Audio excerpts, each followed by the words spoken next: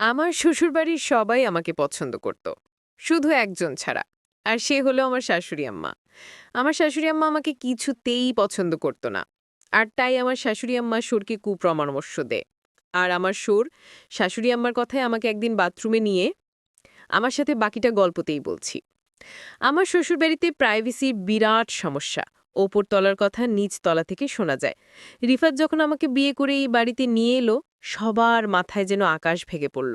আমার শাশুড়ি রিফাতকে উপরে নিয়ে যা বললেন তার মর্ম হলো রিফাতের জন্য খুব বড় লোকের হার্ভার্ড ইউনিভার্সিটিতে পড়া মেয়ের বিয়ে কথা চলছিল।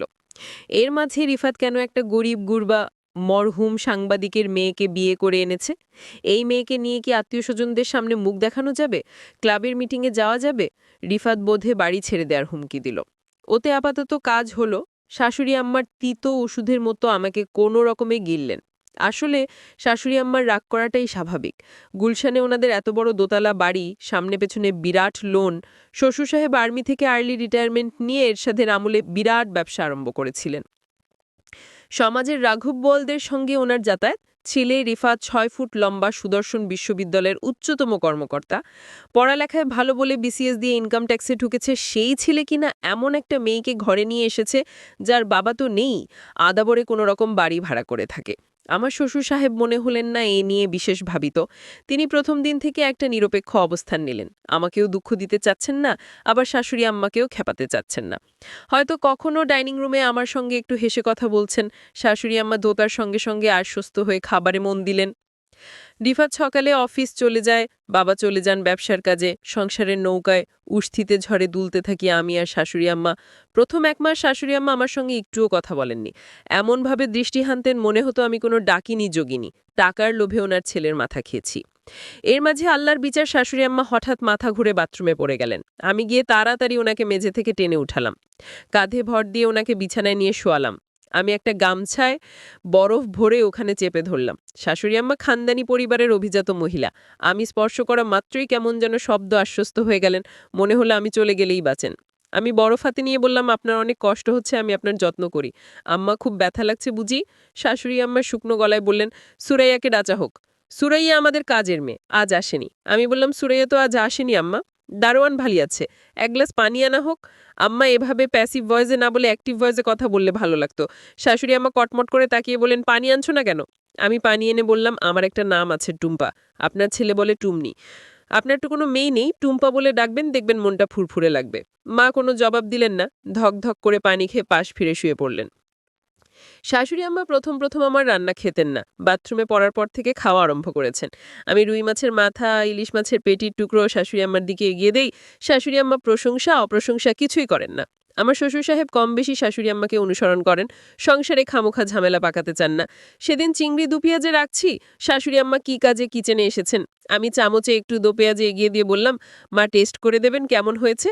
মা কটমট করে আমার দিকে তাকিয়ে চামচ থেকে দো পেঁয়াজে চাকলেন, তারপর বলেন, নারকেলের পাউডার আছে, ওটা দিয়ে মালাইকারি রেঁধো, মজা হবে। যাওয়ার সময় একবার ঘুরে বললেন, এটাও খারাপ না, তোমার বাবা পছন্দ করবেন। আমার নিজের মা খুব সংকোচে মাঝে মাঝে ফোন করেন। আমি যেভাবে হুট করে বিয়ে করব সেটা মাও জানতেন না। অথচ আমি এই বাড়িতে আসার তৃতীয় দিন আমার শাশুড়ি আম্মা মাকে একচোট কথা শুনিয়ে দিয়েছেন। মা ফোন করলেই জানতে চান আমি কেমন আছি। আমি জানি খুব ভালো আছি। মা কি বুঝেন কে জানে, মন খারাপ করে ফোন রাখেন। এভাবে মাসের পর মাস কেটে যাচ্ছিল। শাশুড়ির মনের তাপমাত্রা কিছুতেই 0 ডিগ্রি সেলসিয়াসে উঠানো যাচ্ছিল না। সম্পর্কের বরফ গলতে সময় লাগছিল। অবশেষে একদিন সন্ধ্যায় আমি শাশুড়ি আম্মার প্রাণ ভ্রমরের সন্ধান পেলাম। আমাদের বাড়িতে রাত ১টায় খাওয়ার নিয়ম। রাতের খাওয়া শেষ হলে একটু গুছিয়ে আমি সোজা বেডরুমে চলে যাই। তখন থেকে সকাল ৭টা পর্যন্ত সময়টা রিফাত আর আমার। এই সময়টা আমি অর্জন করি। সারাদিন শাশুড়ি আম্মার অবহেলা সহ করে। পারতপক্ষে তখন আমি ঘর থেকে বের হই মা।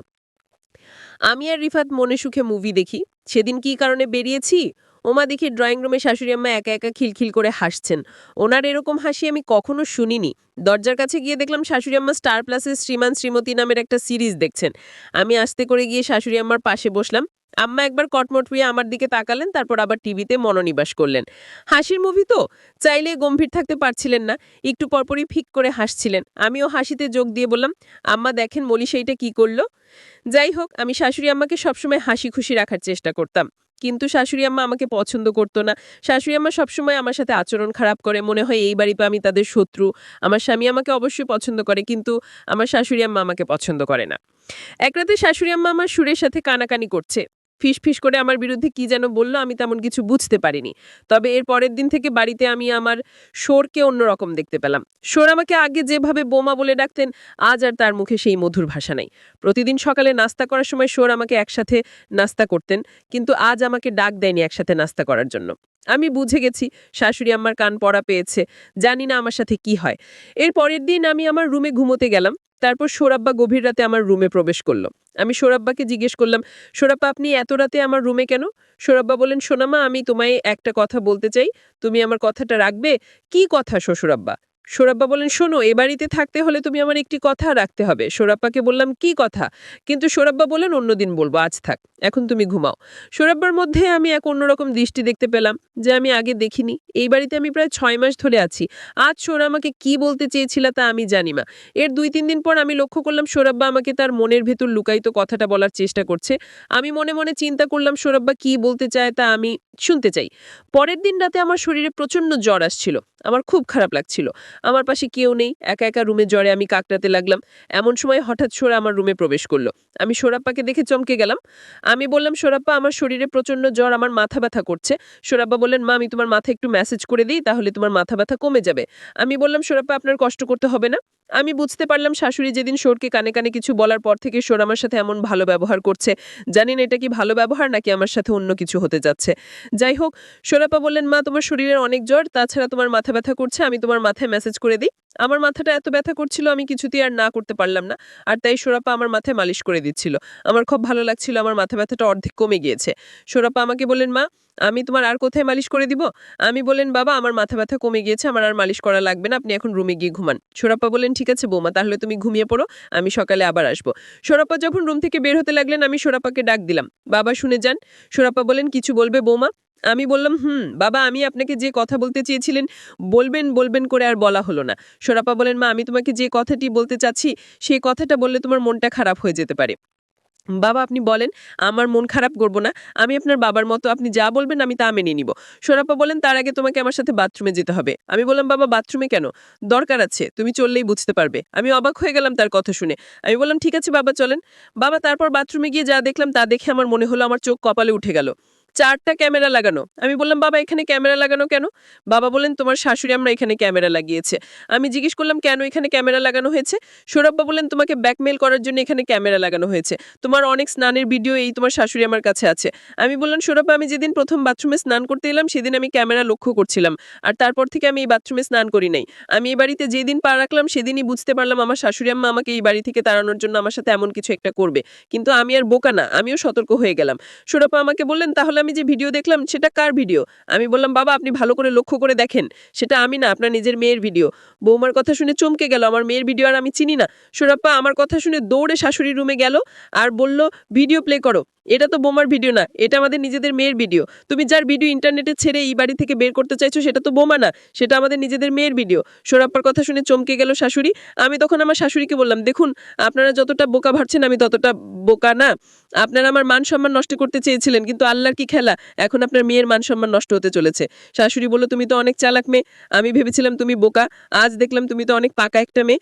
এমন সময় আমার স্বামী আমার ঘরে এসে হাজির।